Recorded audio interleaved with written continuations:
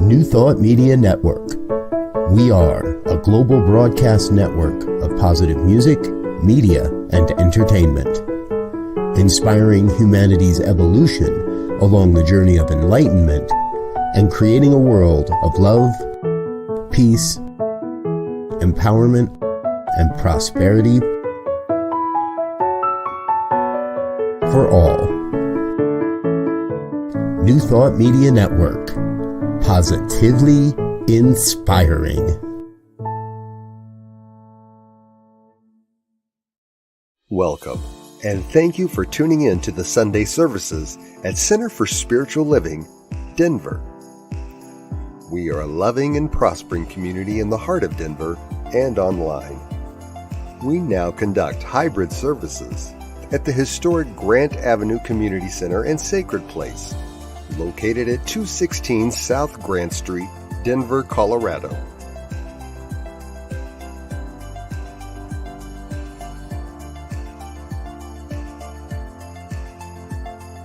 All are welcomed here. A place, space, and face of love. We are a spiritual community practicing universal principles that enrich our lives. We are grateful that you have blessed us with your presence. While online, we'd love to know you're watching with us. Feel free to leave a comment and let everyone appreciate you. With everything going on, life can feel overwhelming. CSL Denver wants you to know we are here for you. Please know that our practitioners are available for personal prayer work. Our licensed spiritual practitioners' names and phone numbers are available on our website at csldenver.org. Or if you have a prayer request, feel free to email it to info@csldenver.org. For your convenience, you'll find clickable links in the description of this broadcast. Rev El Zia, along with all our guest speakers, practitioners, service coordinators, and musical inspirations, want you to know how truly grateful we are that you are with us today. Thank you for your continued support and participation in our services, workshops, and events, as well as providing financial contributions to our center. If you're interested in upcoming events and information, we send out weekly newsletters. Sign up by visiting www.csldenver.org. We deliver services in a hybrid format where we meet in person at 216 South Grant Street. We will also continue to live stream all services on Facebook and YouTube every Sunday. Find us on our respective channels as well as on New Thought Media Network. Again, thank you for your precious attention. Now prepare for engaging enlightenment.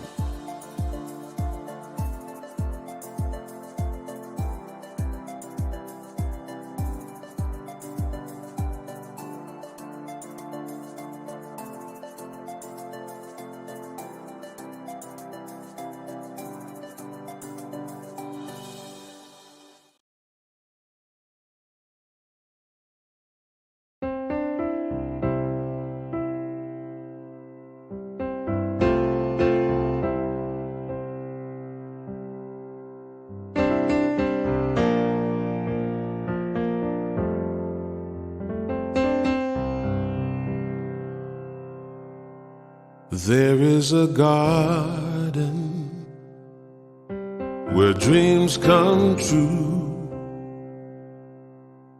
a beautiful garden where God's grace blooms.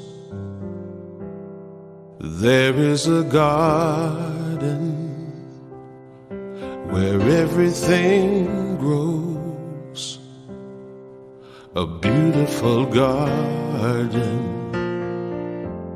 where love is sown. And in this place of light and love, you can have anything that you're dreaming of. There is a garden where dreams come true. A beautiful garden, that garden is you.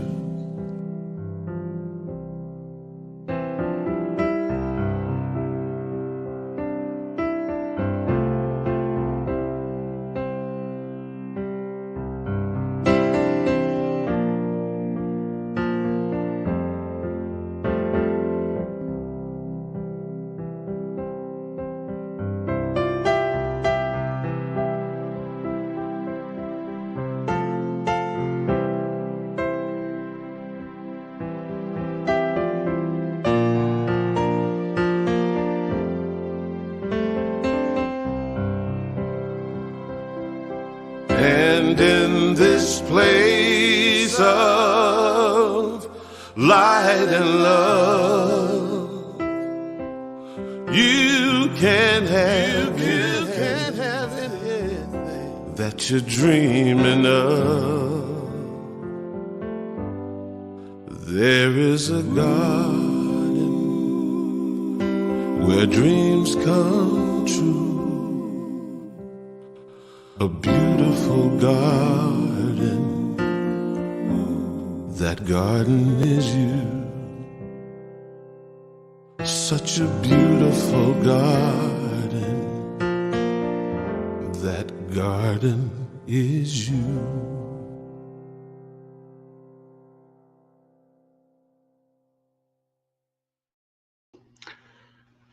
Beautiful music. Oh, on this beautiful Sunday Easter morning. Thank you for everyone being here and being present. I'm Bill Carlton. I'm a practitioner here at CSL Denver. I invite you to close your eyes. Take a deep breath in and release all the negative emotions. Just be present in this beautiful world. We feel that oneness of God surrounding all of us and leading us to embrace the changes in our lives. We know that oneness is present in the message we receive, the music we hear, the technical support of Reverend Paula, Reverend Michael, and Diego, our producers. I know each and every one participating and attending this service is blessed. I am grateful and give thanks for all that has brought us here in this moment. We release these words to the universe, knowing that they return to us tenfold. And so it is.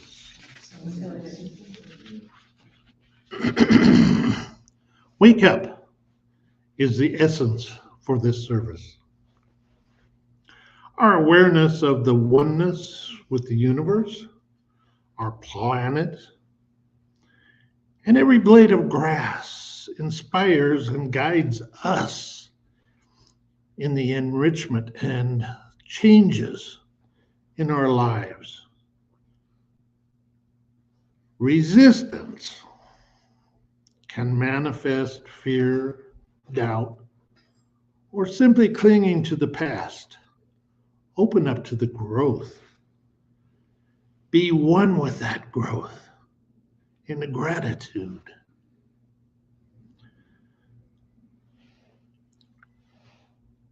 Wake up.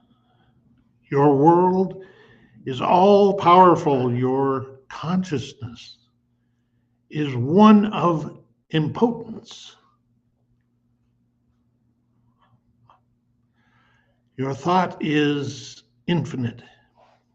Your destiny is eternal, and your home is everlasting heaven.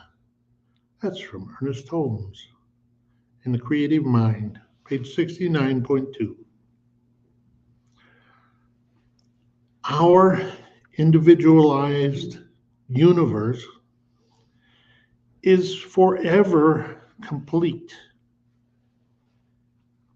yet forever completing itself, in order that every experience may teach us to transcend some previous one. In ever ascending cycles, upward bound. Another one from Ernest Holmes in Science of Mind, 336.2.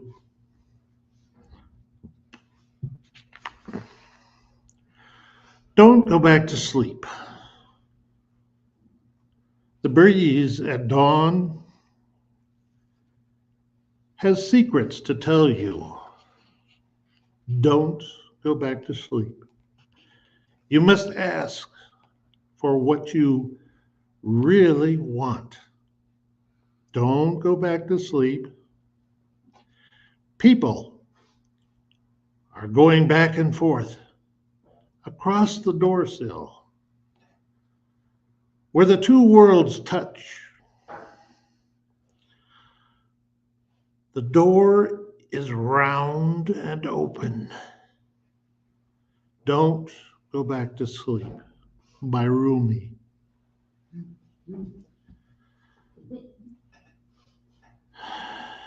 And now, a little bit of music from Susan Clark. Thank you. Hello, CSL Denver, and to any of you who might be watching this either now or later online. My name is Susan Clark, and I am here to provide some special music for your service today. I picked out a song by Janice Stanfield, and she's one of my favorite New Thought writers, performers. Some of you might remember years ago when we were in Humboldt, Janet came to visit us and gave us a little concert after the service. So I got a chance to meet her personally and work with her. She was in Denver at the time, and I was in Denver at the time, and we were able to connect. And now she's off in remote parts of the world, bringing her special inspiration to underprivileged children, different areas. This song is called Butterfly. That's my butterfly.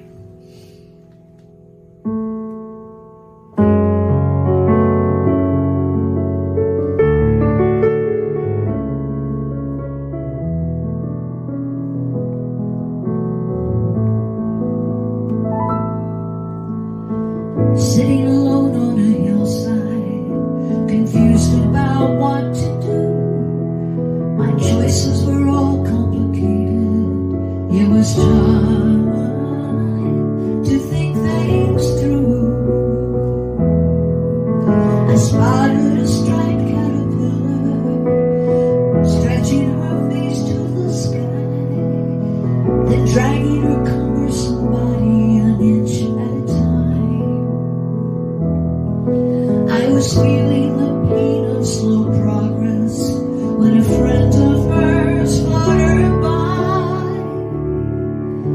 As I leaned close, the caterpillar spoke with a voice as soft as a sigh,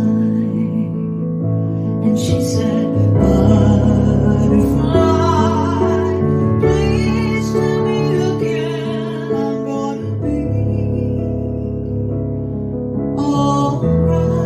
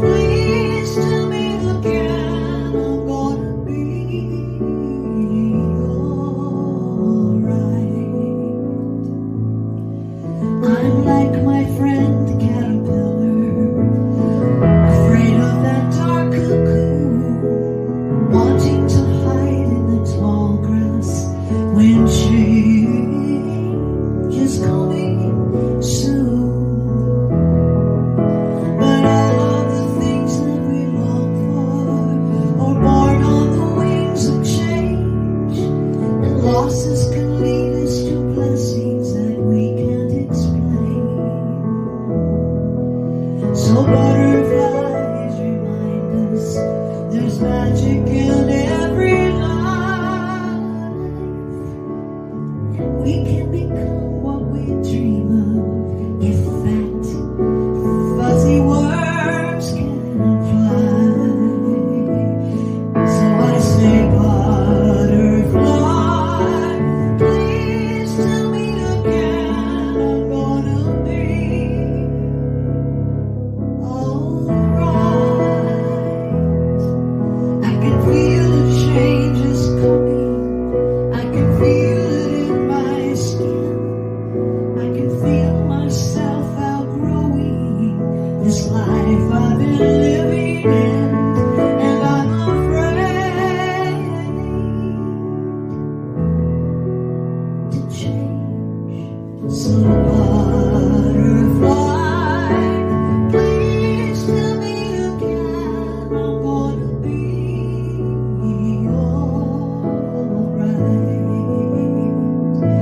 And on the day of my last breath, I expect to see angels like butterflies over my head.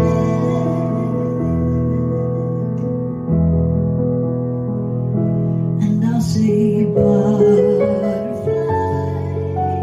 please tell me again I'm gonna be alright. I can feel the changes coming. I can feel it in my skin. I can feel myself outgrowing this life I've been living in. And I'm afraid of change. So butterfly, please tell me again I'm gonna be alright. Butterfly, please tell me again I'm gonna be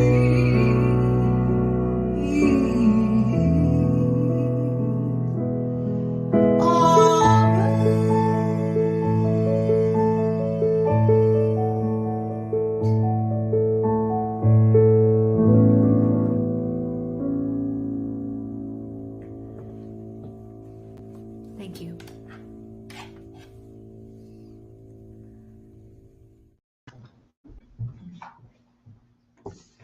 You know, they taught us in school to never leave the screen blank, so I was a little slow there. It is so good to be here, CSL Denver. You know, whenever I return here, I do feel like I'm coming home because both myself and Reverend Z, we literally cut our little baby minister teeth here with your community. So very, very grateful to be here again.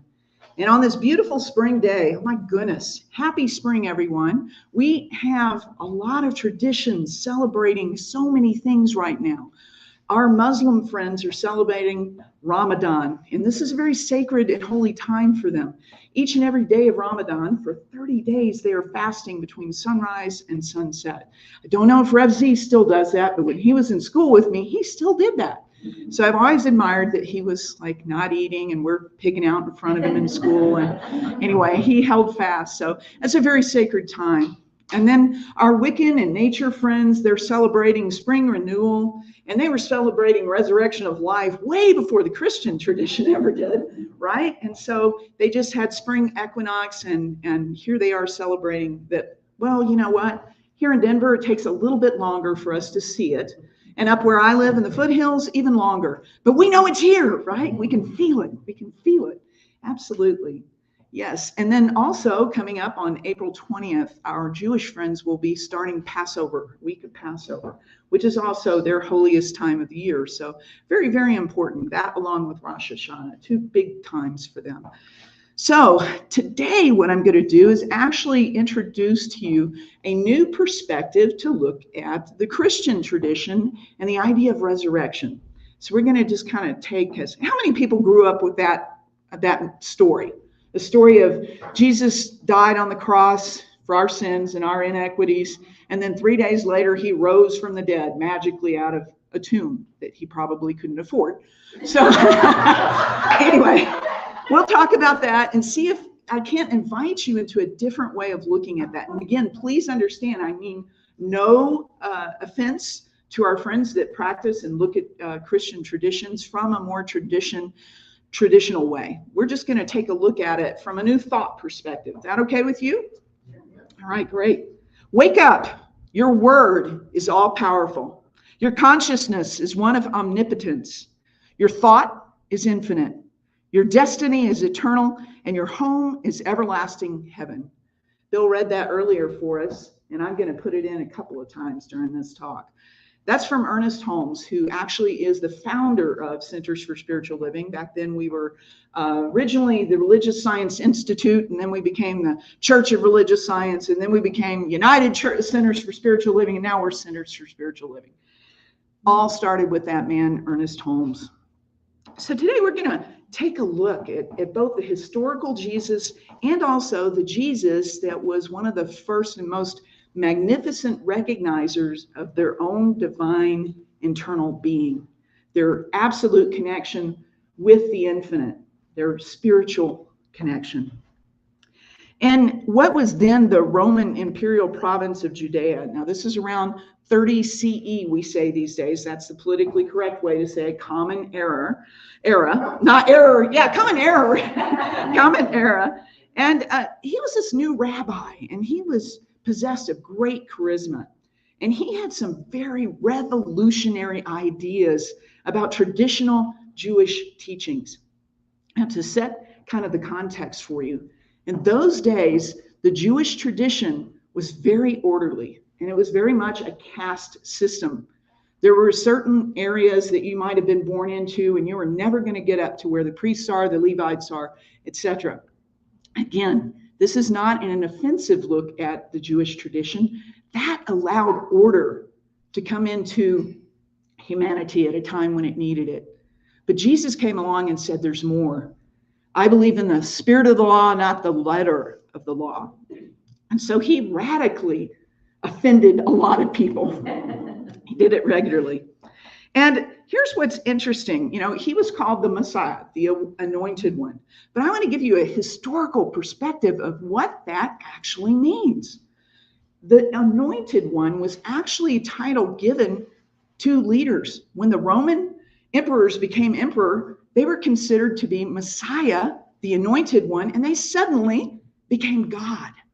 And so much of what started about Jesus becoming God, and of course that really he didn't get that 400 years later at the Nicene Creed when they developed that. That's when they actually started saying that he was indeed the Son of God. But there's controversy amongst theologians, and especially historical theologians, as to whether Jesus ever truly called himself the Son of God. You might say, but wait, John 3:16, for God so loved the world, he gave his only begotten Son. Surely you mean that? Well, guess what? John was the last of the Gospels ever written, and likely not written by John. Likely it was written by followers of John, because most of the disciples were actually illiterate. They couldn't write or read. Some of them could, but most of them no. So when we hear Gospel of Mark, Matthew, Mark, Luke, and John, it is followers of their particular oral tradition, the story that they told, the perspective they gave of Jesus. So when John said this, you got to remember that John was the most mystical one of the bunch. When he's saying this, he's speaking much more from a mystical point of view, the same way we understand. Now, none of us think that we are all God, that we're God, God, God, God. We are expressions of God, and God lives within us, right? I believe that truly is what Jesus came to find out about himself. And so, regardless of whether or not he's the Son of God, or as he often referred in the earlier synoptic Gospels to himself as the Son of Man, he is still a deliverer of freedom to people, and not just the Jewish people. Although that was his first concern, because why? He wanted to change the Jewish tradition. He wanted to bring it alive, but he wanted to include everyone. John Shelby Spong says this. I love this. On Easter, the crucified Jesus, who was laid in the grave as a deceased man on Good Friday, was by the mighty act of God restored to life on Easter. He had thus broken the power of death for all people. If the body of Jesus was not physically restored to life, the fundamentalists claim, then Easter is fraudulent. There can be no compromise here. Those who waver on this foundational truth of Christianity have, according to this perspective, abandoned the essential core of their faith tradition.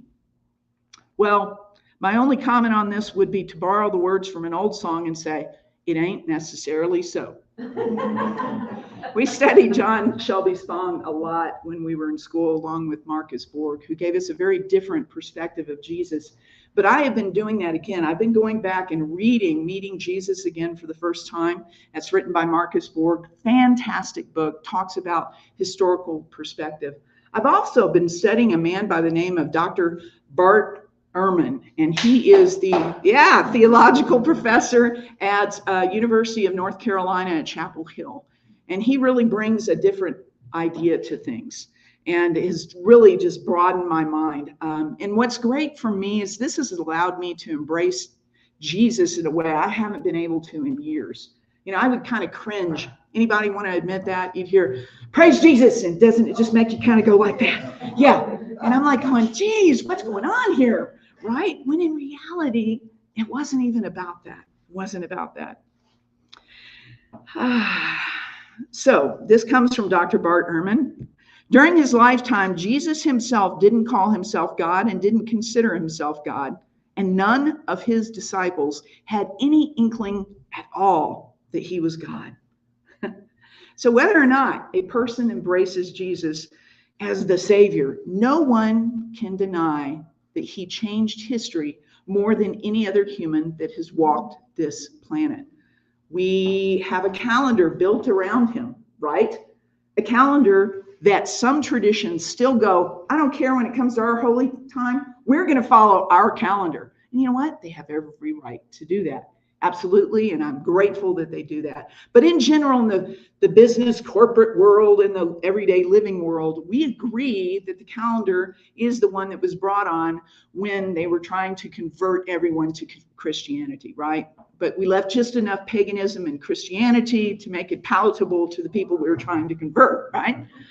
Yeah, that's kind of fun. See, I want to talk about the three gifts of Christ. First, we're going to talk about his life. His life. He brought in radical new ideas. He said to love your neighbor, all of them. He included everybody as your neighbor. That included the Samaritans and the Gentiles, people that were not within their system, right? He included all of them. One of my favorite things whenever I go to a CSL, when I see that all are welcome here, it makes me so happy because it goes way beyond the LGBTQ community. It goes to everyone. Everyone is welcome. And I love that because we cannot get more true Christian than that. It's impossible. Jesus disclosed that God is compassionate. Jesus spoke of God this way, be compassionate as God is compassionate. Compassion is the primary quality of the central figures in two of his most famous parables. And you're going to know these. We're just going to review them and kind of take a look at just how radical they were. One of them is the prodigal son, and the other one is the Good Samaritan. So most of us know the story of the prodigal son. And this is the other thing. We all accept that parables are not factual, but they're full of truth, right? Could we not embrace the idea of Jesus dying on the cross for all our sins and rising 3 days later the same way? It's a parable. Hello? The man who is the king of parables gave us one final parable, and we turned it into something that's true. Now we know, as I'm going to tell you the story of prodigal son, it's not true, but it's true. Big T true, not little t true, right?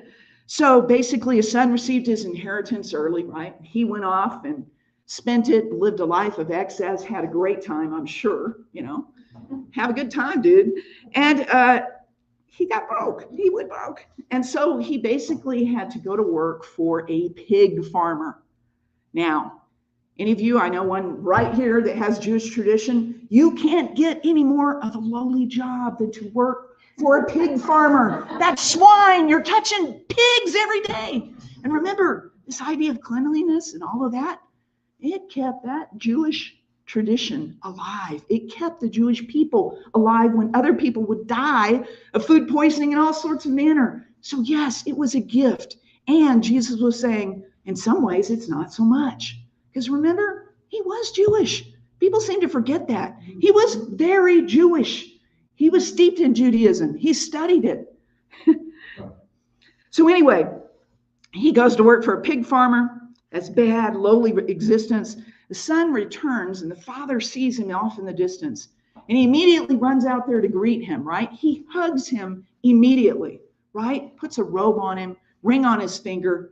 He says, prepare the fatted calf. His son has returned.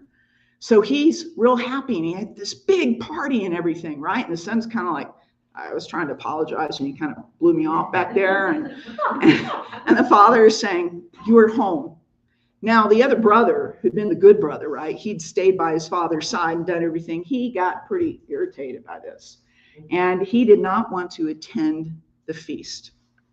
So there's so many little subtle images in there and so many beautiful metaphors in there, that this guy wouldn't come to the party when Christ has been teaching. All are invited. Even if you feel snubbed, come, eat. And also the son, right? And so we know that no matter where we go, where we travel, we are welcomed home in the same manner. Good Samaritan, this is the guy that got robbed, right?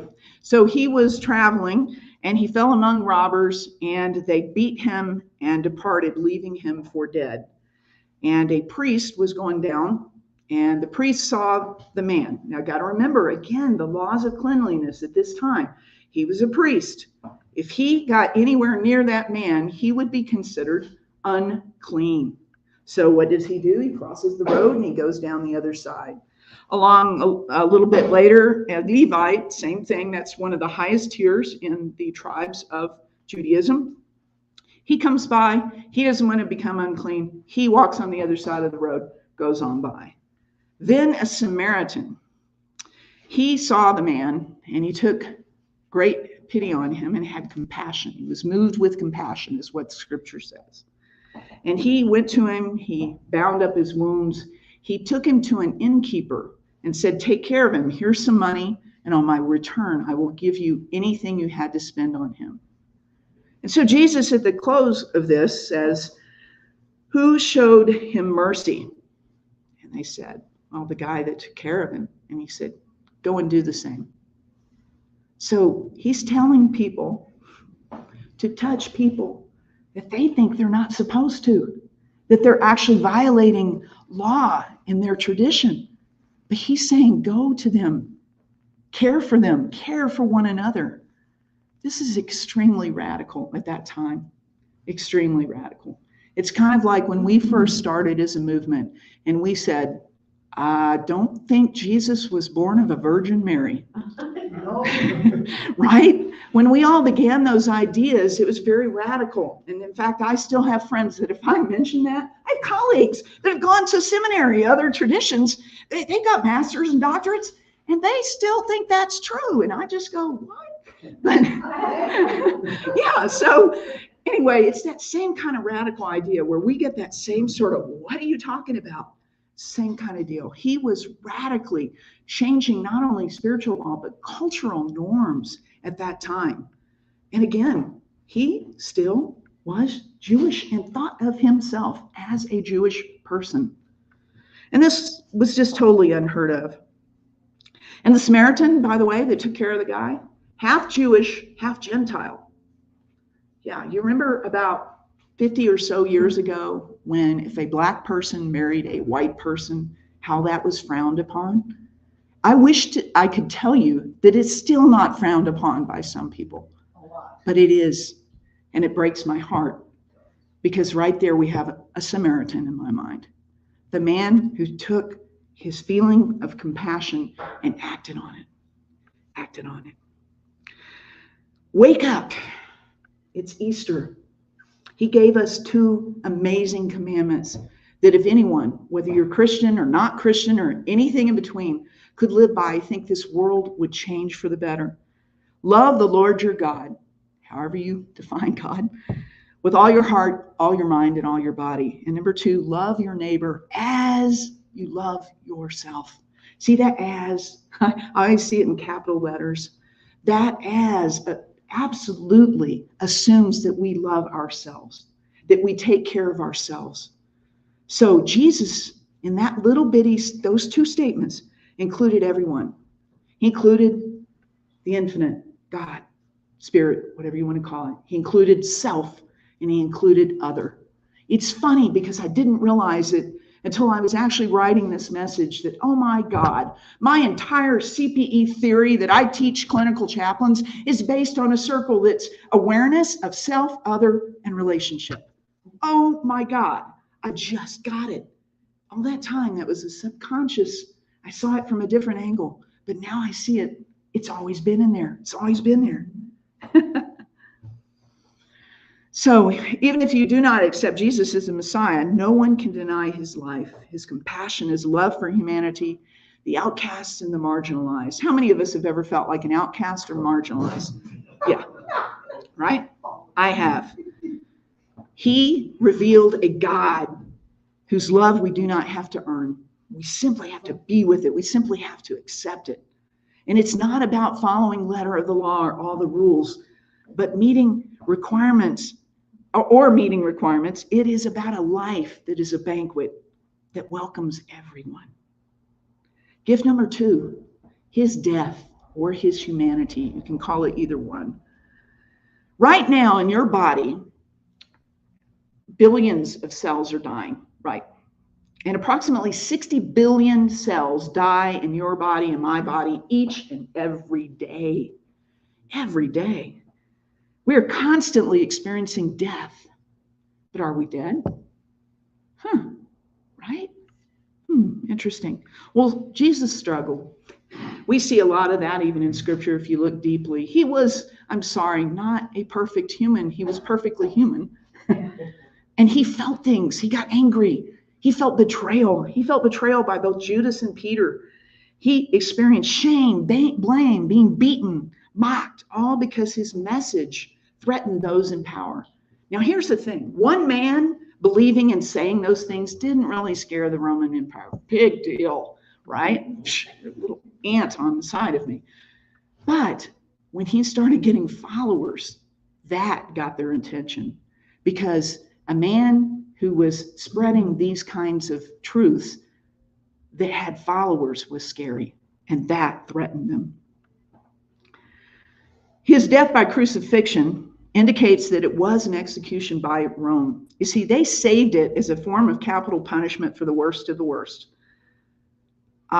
He may not have, in the eyes of the people that were following him, dethroned the Roman empires, but I believe his death did do that. I believe the fact that he went through all of that dethroned them in a different kind of way. Jesus was stripped naked. That was to increase both the pain of the beating, but it was also to humiliate him. He was handcuffed to a post naked. Now, nowadays we look back and we'd say, well, that's not only physical abuse, that's sexual abuse. They're totally stripping him naked, humiliating him in front of a crowd. They used a weapon of torture called a flagrum. That's a really neat thing. It's a long piece of wood and it has leather straps on it, and embedded in the leather straps are things like pieces of glass and nails. So literally when you hit someone, it grabs the skin and rips it off. He was beaten over and over and over again. And it was done by the Romans. See, when the Jewish people punished someone, they only hit them 39 times. There was a reason for that. 39 is before 40, right? 40 is completion. Yeah? 39, this is incomplete. Why? Because they trusted God would take care of the rest, right? So with the Romans, they had no limit. And so if one guard who's beaten out of somebody got tired, the other guard took over and started beating them. And this happened to Jesus. And oftentimes the victims of this would have tremors, vomit, shake uncontrollably because they were hurting so badly. It is terrible. How many of you saw The Passion of Christ, that movie by Mel Gibson? Very true representation of what happened. That makes me cry every time I see it, right? Yeah. So they put stakes, drove them through his wrists and his ankles. And he was stripped hours laying in the sun, with the sun beating down, thirsty, hungry. And that wasn't the worst part. When they hang you, you literally are hung like this. You don't usually die because of the wounds and the bleeding out and all that. You die of suffocation. Why? Because to take even a breath, you have to push off from your feet to raise up to be able to take a breath.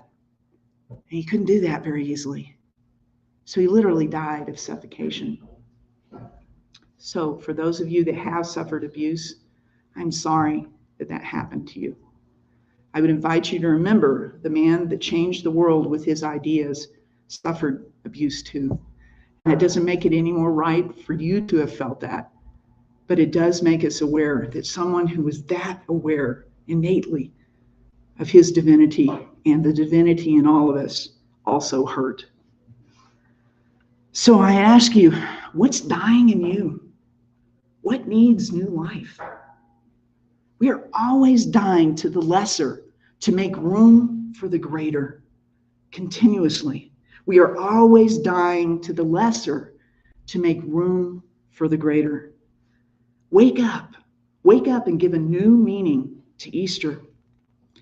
Gift number 3 is resurrection, his new life. Remember those 60 billion cells that are dying in your body every day? Well, the good news is 330 billion of them are being birthed to take their place. In 80 to 100 days, 30 trillion cells will be essentially a new you every 80 to 100 days. My question is, if it can do that, why can't it get rid of my wrinkles? I would really like to know about that. Yes, I want you to entertain that you are constantly resurrecting too. And physically, we're always doing it. And if we also do it consciously from our spiritual being, we can have an amazing experience of life. We can have great compassion for others that aren't at that point, right? Yeah. Did Jesus rise from the dead? Do you believe that? I think he rose in certain ways for sure. Believe what you want about that, but don't be distracted by that. Don't be distracted by that. What is Easter really, really about? A better question, what did Easter mean to the followers of Jesus? What did it mean to them? You see, they continued to experience Jesus after his death. They did, right? They saw him. Now, I have to tell you that my mother and my father have been dead for a long time. They come to see me in my dreams on a regular basis. I see a dove and I feel close suddenly to my mother. So who's to say that if it wasn't a physical body, that they had visions of their great mentor, their great rabbi, that they revered so much. And it changed people. It changed Saul to Paul. He became one of the most deliberate and conscious leaders of the new movement called Christianity. And so it meant something to them that they kept experiencing him. And some people would, they're just visions. And just visions? Come on. Visions are amazing. I happen to work with people that have all kinds of visions every day.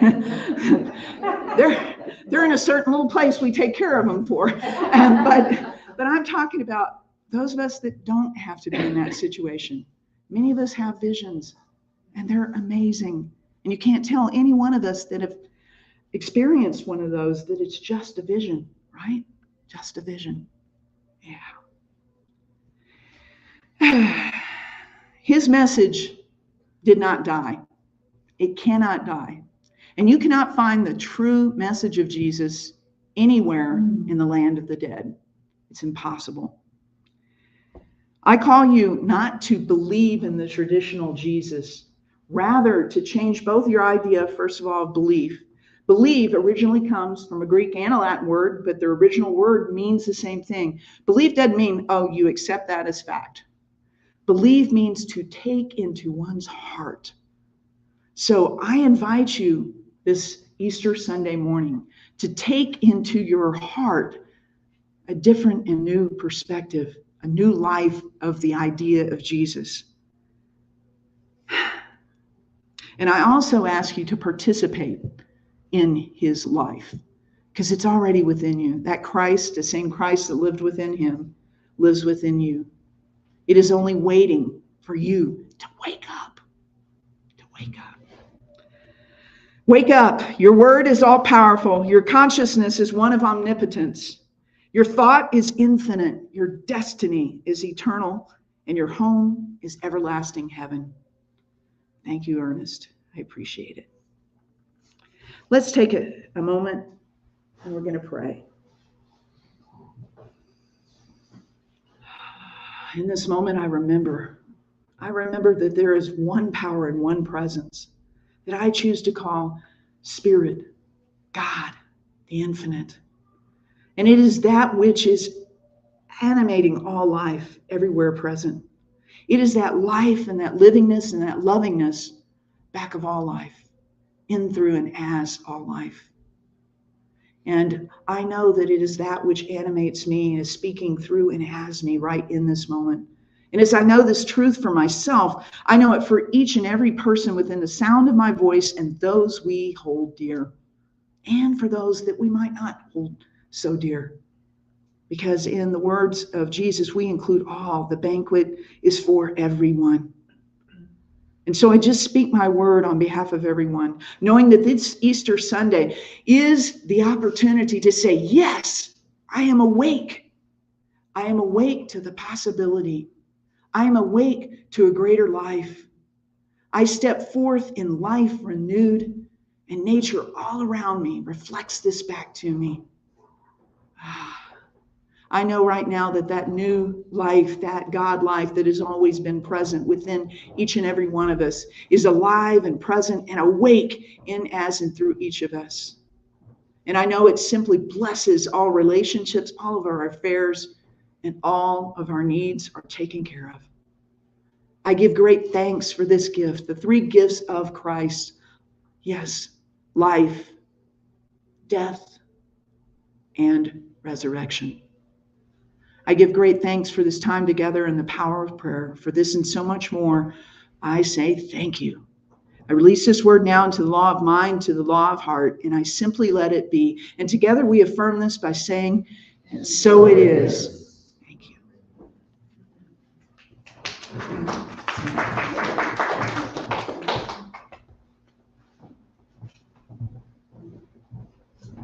Sorry, blink screen. Thank you so much, Reverend Paula. It was just an awesome talk. I'm going to have to go back and listen to it again just to get a whole new perspective on the whole resurrection. Exactly, Jesus. So we are so grateful and thankful for everyone's support of CSL Denver, whether it's in time, treasure, or talent, and especially during this time of change. We have a lot of that going on. So whether this is your first time here or you are a returning community participant, we want to thank you for your continuing financial support of the important work we are striving to provide. Right now, there are several ways you can make your financial contribution to Center for Spiritual Living Denver. This information is running along the bottom of the screen. You can either donate by the text to give or go to our website and click the donate button, or mail a check to our P.O. box. I have to remember all that stuff. So anyway, if you would just hold your hands to your heart, whether you have a gift or not, just knowing that you are the gift. And please repeat with me our affirmation. This perfect gift is spirit in form, circulating and blessing all that it touches. Freely I give and joyously I receive, and so it is. Amen. And we just have a few announcements. Next Sunday, right after service, we have meditation and our coffee social. So Sunday, April 7th, right after the service, we have a short meditation, and then we circle up and have a meditation, and then we just have a discussion about what came up maybe during the meditation, or just anything we want to discuss, and have some fellowship and just make a connection and increase our community. And we have older Science of Mind magazines over here that are for free. And then we also have the newest, the latest and greatest of the Science of Mind magazines, the March and April one. And those are $4. And so you're welcome to put money in the jar and take those home.